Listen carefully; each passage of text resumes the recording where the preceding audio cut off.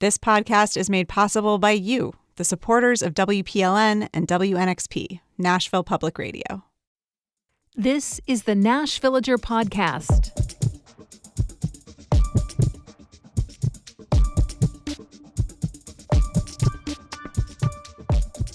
It's February 28th, 2025.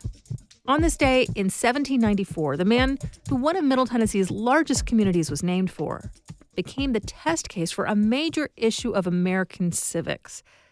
At its heart is a question we still grapple with now. Are immigrants Americans? And are there lines they can never pass, no matter how much they do to become part of this country and its society?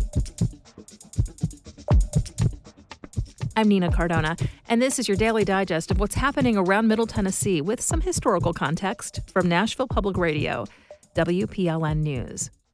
The city of Gallatin was named for Albert Gallatin, also known as America's Swiss founding father. He was born in Geneva and moved to the brand new United States during the Revolutionary War when he was 19. And after about a dozen years in this country, he found himself drawn to politics. He participated in the convention that drafted Pennsylvania's Constitution. After that, he decided to make a big swing and run for Senate, and he won. That's when things got complicated. The U.S. Constitution was only a few years old at this point. George Washington was just starting his second term as president. There were a lot of finer points that had not been hammered out yet, even on the things we now think of as being very straightforward. So, the Constitution says to be a senator, you need to be a citizen for 9 years. But it doesn't actually get into what makes a person a citizen. And so the question became, was Albert Gallatin really a citizen? When did he become one? And had he been one long enough to be a senator? Gallatin showed up on the appointed day. He took the oath of office. And basically, immediately, 19 members of the majority party, the Federalists, filed a protest saying he didn't meet the criteria. The Senate put together a panel to sort it out, made up entirely of Federalists. And that panel decided the entire Senate needed to vote on the matter, but said they didn't think he met the citizenship requirement. Now, political parties were still in their infancy. The group Gallatin was in hadn't yet coalesced to become the Democratic Republicans, but they sure weren't Federalists. Gallatin in particular was a vocal and quite shrewd opponent of the monetary policies being suggested by Federalist darling Alexander Hamilton. And the balance of power in the Senate was really tight. That Federalist majority was a super slim one. So clearly, this wasn't just a straightforward what's best for the nation discussion. There were definitely politics at play in a pretty major way. The Federalists questioned Gallatin's citizenship because he was born in Europe and still had family there. He pointed out that he lived in the United States for 13 years and never gone back to Switzerland. He owned property in the U.S. At one point when he was living in Virginia, he made an oath of allegiance to that Commonwealth. And since then, he'd participated in the formation of a new Pennsylvania government. He was all in on being American. There was a lot of back and forth. At times, it got really ugly. And finally, on this day in 1794, the Senate voted to unseat Gallatin. The Federalists couldn't keep him down for long, though. 2 years later, Gallatin was sworn into the House of Representatives. As a congressman, he advocated for public education, an end to slavery, and helped establish the still very powerful House Ways and Means Committee. Thomas Jefferson made Gallatin the Secretary of the Treasury. During the Madison administration, he was part of the American delegation to the Treaty of Ghent, the one that ended the War of 1812. And after he retired from public service, Gallatin helped found New York University and the American Ethnological Society. That's an academic group that still exists to support the study of cultures and societies. I think it's safe to say Americans definitely came to see Gallatin as a true American, even if his political opponents didn't initially want to consider him to be one. And his name has become a fundamentally American one through the many places named for him. The Sumner County seat is just one example. Lewis and Clark named a river for him. There are Gallatin counties in Kentucky and Montana, Gallatin National Forest, a school district in Pennsylvania. NYU uses his last name for their School of Individualized Study and his first name for an internal website used by students. The Treasury Department headquarters has statues honoring both him and his early nemesis in equal but opposite places of honor. Gallatin's at the north entrance. Hamilton is at the southern door. And for a little while in the 19th century, his face was on the $500 bill. In just a few minutes, the Grand Ole Opry is turning 100. That's coming up after the newscast.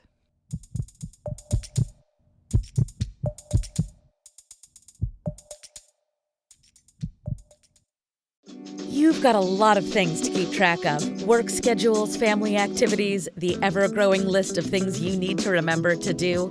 Updating the credit card or banking information for your sustaining membership may have slipped your mind. With just 2 minutes of your time, you can update your payment information and check one more thing off your list. Peace of mind for you, funding for your public radio station. Go online to WPLN.org. Here's the latest from WPLN News. Some Tennessee lawmakers are celebrating as the state's so-called drag ban remains in place indefinitely. WPLN's Miriam reports the LGBTQ advocates also see that as a win. The drag ban isn't really a drag ban. That's something the Tennessee's ACLU and Attorney General agree on. The Adult Entertainment Act doesn't mention drag, instead referring to adult cabaret that has no artistic value. An appeals court found that Friends of George's, an LGBTQ theater troupe in Memphis, didn't have grounds to challenge the law. Friends of George has very sexual content in its drag shows, and even that didn't fall within the regulation of the Adult Entertainment Act. That's Tennessee ACLU legal director Stella Yarbrough. And so other drag performers who have similarly sexual shows can feel comfort in knowing that, like, if Friends of George's performances are not even prescribed by the Adult Entertainment Act or stopped by the Adult Entertainment Act, then other drag performances should not be. Yarbrough represents other plaintiffs in a separate challenge to the law. That suit in East Tennessee is still ongoing. Since the U.S. Supreme Court has refused to take up the case, the final appeals court ruling could affect the outcome. Mariana Bacallao, WPLN News. State lawmakers are moving forward with plans for a 10% tax on vape pens and other vapor products. The Republican-backed proposal was approved by 7-1 in a Senate committee this week. The Tennessean reports the new tax is estimated to bring in more than $16 million in new state tax revenue. The bill would also require FDA approval before vaping products are sold. Opponents argue that the requirement would take many vape products off the market and could lead to the closure of hundreds of vape shops across the state. As Nashville General Hospital continues navigating a tumultuous time, it will start looking for a new CEO to replace Joseph Webb. The hospital board was expected to vote on renewing Webb's contract during its regular meeting yesterday, but hours earlier, Webb submitted a letter saying he'd leave the post voluntarily. During the meeting, board members and public speakers fell on each side of the debate about Webb. Some repeated accusations of nepotism and retaliation they'd gotten from employees and former employees. They also accused him of financial mismanagement. Others said it appeared there was a coordinated effort to boot Webb from the position he's held for a decade. Here's board member Dr. Brian Fisher, a surgeon who does not work at Nashville General. I know you guys have had people that have spoken to you, but, I've had people in the community, the physicians that work here, who give maybe a different story. And that story is not being told, if you notice, in the press. It seems to be very one-sided, as though we are kind of moving in for an end result. Both Mayor Freddie O'Connell and Meharry Medical College President James Hildreth issued statements saying they're dedicated to repairing the relationship among the city, Meharry, and Nashville General Hospital moving forward. Nashville is amping up security measures at its transit centers, bus stops, and onboard city buses as well. The city approved a multi-year contract with a security firm and appointed a Metro police officer to serve as the first transit liaison. The city says the changes come after a safety and security review by a national firm. The proposal increases the overall WeGo security budget by $6.3 million. The police department says the goal of the security measures is to proactively put in place crime prevention measures. Last year, a bus driver was stabbed and a man was shot at a transit center. And in 2018, concerns about bus driver safety got so urgent that employees staged a rush hour protest. The new MNPD transit liaison will start work March 1st, and the security firm's contract begins April 1st. The expansion of 2 Murfreesboro high schools is costing Rutherford County taxpayers millions of dollars extra because of the city's requirements for permitting and inspection fees.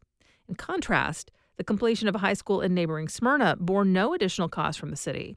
Murfreesboro officials now promise to reduce future school government requirements.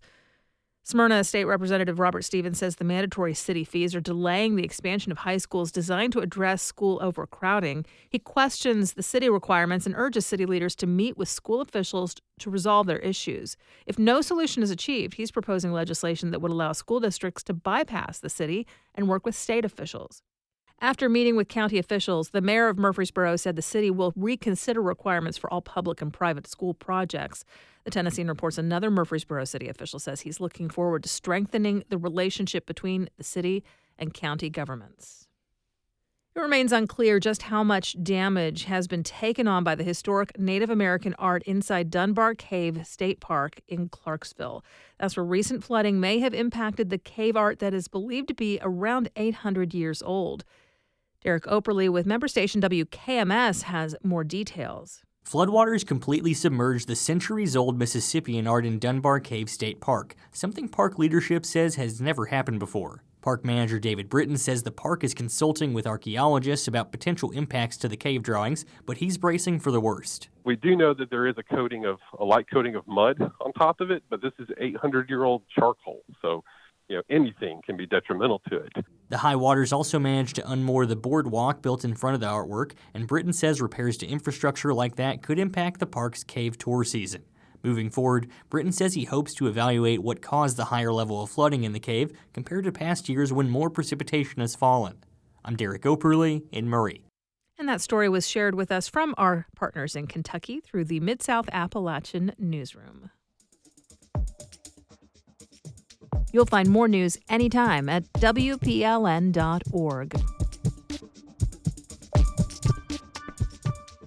The Grand Ole Opry is celebrating 100 years of live radio performances throughout this year. The official anniversary falls in November, but senior music writer Julie Height says that the special programming has already begun. Radio was still cutting-edge technology when the Opry launched in 1925. Within a few decades, it became the national broadcast platform for country music and the founding institution of Nashville's country music industry. Yes, it's the Grand Ole Opry. The same program with the same people you've been listening to for the past 14 years. Only tonight it's different because we're starting on a network of stations that reaches all the way from the Mexican border to the mountains of Virginia. Dan Rogers, the Opry's senior VP and executive producer, says that plans for the Opry's 100th were already a topic of discussion when he first joined the staff 25 years ago. The vision his team ultimately settled on has two main goals. One, to celebrate the folks on whose shoulders we stand today, to look back really in awe and throw the doors wide open, put our hands out and welcome new artists and new folks like me ready to take the Opry into the next 100 years. The show's past will be the focus of everything from tribute shows dedicated to Opry legends to a coffee table book chronicling its history. Other programming is aimed at expanding the array of country voices, styles, and sensibilities featured on its stage and its global reach. The Opry will do its first ever overseas broadcast from London's Royal Albert Hall. And over the course of the year, at least 100 performers will make their Opry debuts. Shaboozie's was first on the schedule, but he had to postpone due to the LA wildfires. Ringo Starr made his inaugural appearance on the Opry a week ago, and comic Danae Hayes will soon join the show with the self-aware, countrified satire that's brought her millions of followers on social media. There's been a lot of naysayers out there, a lot of people that say my new country song ain't a real country song. All right, well, this song is real. It ain't about tractors and Copenhagen and drinking beer. This song is about how families are made. It's real life. So if you ain't heard it, it goes like this. Too late for the plan B. Rogers says that the Opry invited Hayes to debut after getting to know her and collaborating on an online comedy bit. She did a fun social media post with us where she came in and pretended to spike the Opry backstage lemonade with vodka, and I believe that was all for show. But he didn't actually try it. I'll be there to report on the punchlines Hayes has in store for her official Opry intro. Julie Height, WPLN.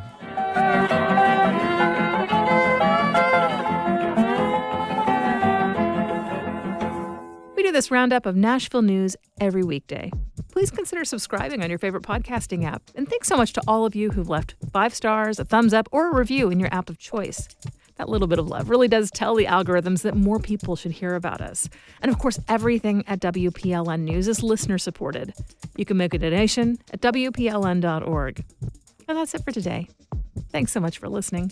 Let's make this day a good one, and we'll catch back up next week.